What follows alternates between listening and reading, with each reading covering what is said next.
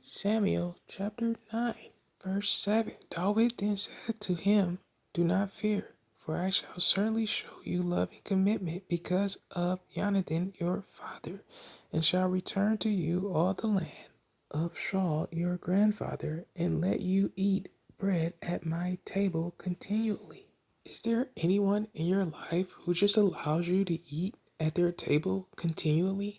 Would you have worry about needing a job if you had this available? And if you do this, do you only do it for certain people, or do they have to meet a certain standard, a requirement? Do you have self-control on the good that you do? In Psalms chapter 23, verse 5, you spread before me a table in the face of my enemies. You have anointed my head with oil. My cup runs over. Have you ever gotten into an altercation or played a game of tag with someone and used a table to protect you from that other person or getting tagged? And if it's a very long and wide table, isn't it harder to get to you? A smaller table, not so much, right?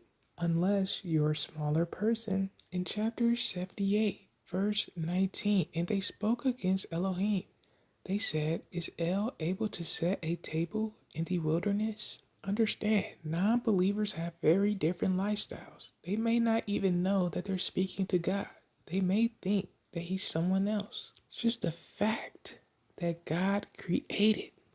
They, they, they. Do you think they have any concern about their well-being talking to God like that? Do you really want to have a 10-minute conversation with this type of person, let alone be married to them, male or female? In Luke chapter 22, verse 29, and I covenant for you as my Father covenanted for me, a reign, to eat and drink at my table in my reign, and to sit on thrones judging the 12 tribes of Israel. And the master said, "Shimon, Shimon, see, Satan has asked for you to sift you as wheat." Remember the Bible verse, "Ask and it shall be given"?